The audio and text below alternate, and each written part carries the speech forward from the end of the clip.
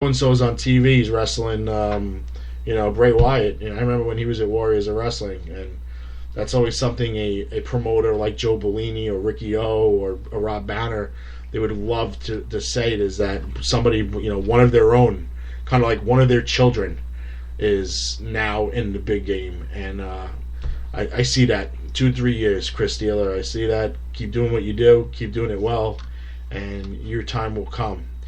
Speaking about time and it started the last show that they had.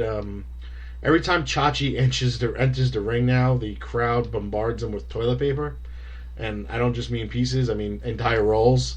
To the point where this past show, I think they were selling rolls of toilet paper, and poor Chachi. Oh man, but it's funny though. It's it's just it's funny because he comes out and they're literally heaving rolls of toilet paper. It's everywhere. Referees are trying to clean the ring out and just toilet paper flying all over the place, and it's actually pretty. It's pretty humorous. I gotta admit, but.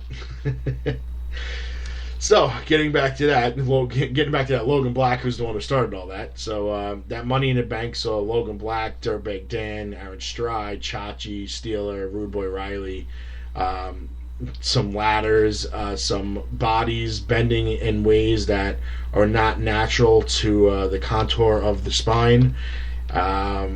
It was brutal. It was very brutal. The match was great. There wasn't a dull moment of the match, and a great job by all involved. You did get to see X-Pac, like we said, in a 6-man tag that involved B.A. Kidd, Benjamin Quinn, John Cannon, Scotty Priest, and Antonio Rivera. Another good match. X-Pac involved heavily in the match. Of course, he got to tell a couple people to suck it, which was pretty funny. Brought back some memories. But it was a good job. I mean, overall, the card was really good. I said last card was their best by far. I think their best card. I'm going to put this in the top 5, probably around the number 3 area. And it was a great job. I mean, EYFBO, they kept their tag team titles against the former champs, Harley and Falah. And it was just great matches all around. Nothing sloppy, hard hitting, fast pace, right down to the ladder match, which was absolutely nuts. And they're setting up for November 8th. That's their next show.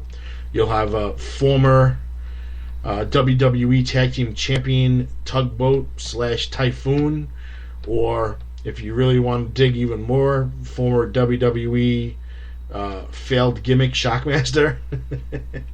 So he'll be live in the house on November 8th for Warriors of Wrestling. You will also see former WWE Tag Team Too Cool. They will take on the current champions, EYFBO, my boy the Funkin' Monkey. They will defend their titles. You will see Kurt Hawkins, another former WWE star, in a fatal 3-way with Aaron Stride and Rude Boy Riley. That by far is going to be a very fast-paced, hard-hitting match, and a lot more will be added to the card. The Warriors of Wrestling are a very, very good independent wrestling company. They're a lot of fun. They're good. They are really good. So I don't have really anything bad to say about it. I think Nanny and myself, we had a really, really good time, and saw some familiar faces, bumped into some people that we knew locally, and we did our ritual. We went out with Richie DeGreg and his crew to the diner. Did our thing. JT was actually in tow yesterday. He actually showed up for an event, so that right there in itself is a something to put a circle around on the calendar. So, because that very rarely happens. But to his credit, he does work a lot, so it's not his fault. So, but at this moment, I do want to take a commercial break, and I want to debut a brand new song, a cover of the song Little Red Riding Hood by Layla Bear.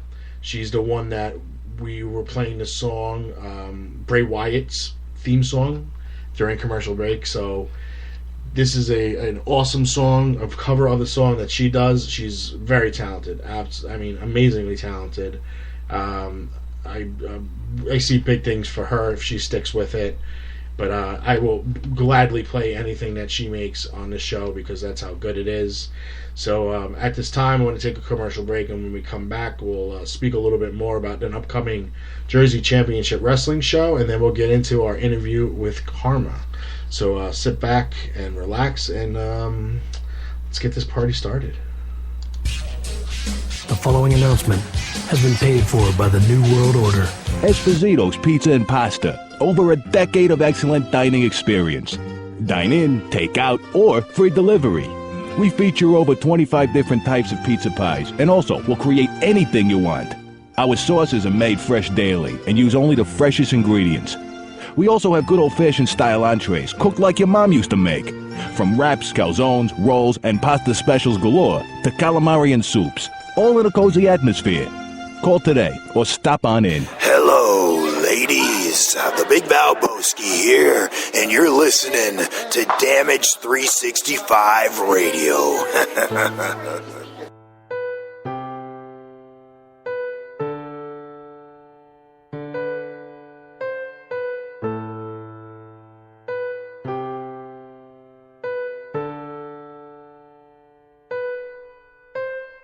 Hey there, little Red Riding Hood.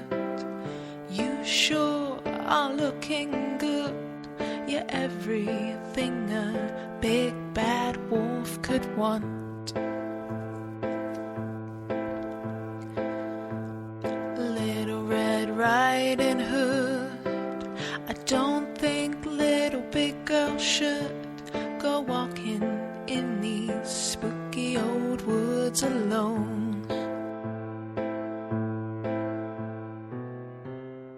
What big eyes you have, the kind of eyes that drives wolves mad. So just to see that you don't get chased, I think I ought to walk with you for a ways. What fool lips you have, they're sure to lure someone bad. So until you get to Grandma's place, I think you ought to walk with me and be safe. I'm gonna keep my sheep suit on till I'm sure that you've been shown that I can be trusted walking with you alone. Little Red Riding Hood, I'd like to hold you if I could, but you might think I'm a big bad wolf, so I won't. What a big heart I have, the better to love you with. Oh, Little Red Riding Hood, even bad wolves can be good. I try to keep satisfied just to walk close by your side, and maybe you'll see things my way before we get to Grandma's place. A Little Red Riding Hood, you sure are looking good. You're everything a big bad wolf could want. I hope everybody enjoyed that rendition of Little Red Riding Hood by Layla Bear. Due to time restraints, we needed to cut it a little bit short. There's still about another minute left of that song. We will play it again next week during our commercial break. I wanted to get into Jersey Championship Wrestling this Friday at the Union Elks Lodge in Union, New Jersey, which will see Brodus Clay, well, formerly known as Brodus Clay. He's now Monstrous BC, and he'll be in the house, and he will be at the Damage 365 Radio's table. So everybody get out there, come see Brodus and the Jersey Championship Wrestling roster. that will also include Matt Tremont versus Leatherface, a big Japanese hardcore wrestler. And get out there and check him out. Another great show lined up for this Friday with Jersey Championship Wrestling. And at this time, I want to get into our interview with Kharma, and it's probably going to take us right out into the end of the show. So, ladies and gentlemen, thank you for listening to episode number 46. If we do get cut off, I will have the interview on our Facebook page at facebook.com/damage365 in its entirety. Remember to help control the nitwit population and have your friends spayed or neutered. Ladies and gentlemen, thank you for making episode number 46 possible. Enjoy the rest of your weekend. At this time, we'd like to welcome in our guest, former TNA Knockouts champion, former NWA Women's champion, Kharma. Welcome to the show, Kharma. Thank you very much. Formerly known as Kharma. I don't want the office give you a call, Kevin, and we knew some damage, yes. For 365 days there. Yeah, we don't need them busting down my door with no legal lawsuits or anything. But Nancy, I'm going to let you open up with your first question. Okay, so here we go. I know that I wanted to ask you if you had still been signed to WWE. I mean, I know that one thing about you is you're very, very honest. I've seen the shoot interviews, and I've seen that you're not really a 24-hour gimmick. You're three-dimensional, as opposed to some other people. I wanted to know, if you were still in the WWE, would you have declined or been ecstatic about being part of Total Divas if they had offered it to you? Oh, yeah. I definitely would have. However, I think like you said, I'm very honest, and sometimes I'm honest to a fault where I should edit myself, and I usually don't, because I just find that you feel better when you just, live in the moment and be true to yourself. Because I own self-be true. And I don't know if they could handle me, because I'm like the for real, what's her name? The Teresa Judici flipping tables, Judici flipping. She ain't got nothing on what goes on in my everyday life, because I go from 0 to 60 in a second. Yes, it's warranted. If it's warranted, then if it's on, if you put on that green light where you have totally just crossed the line, then I'm gonna put you in your place. And I don't know if they're ready for me, because I turned it out. I turned stuff out. I will turn out the whole building. People usually read about, like you guys have read a few things I've done in my past, and I'm not proud of, but it was warranted. We all know that, certain people have things coming. So, just saying. I don't know. I'm not with the new. I like reality, but I think it's lately reality has been not so real, and I'm real, and I would insist that things be like for real issues, because there are things and issues that people need to talk about that people would relate to and flock to, and viewers would tune in, to hear those issues, because they would relate to them. Okay, fair enough. Scary, but fair. I had a question for you. Do you regret at any point while you were with WWE not either been given a chance or just having the WWE Women's title as yours around your waist?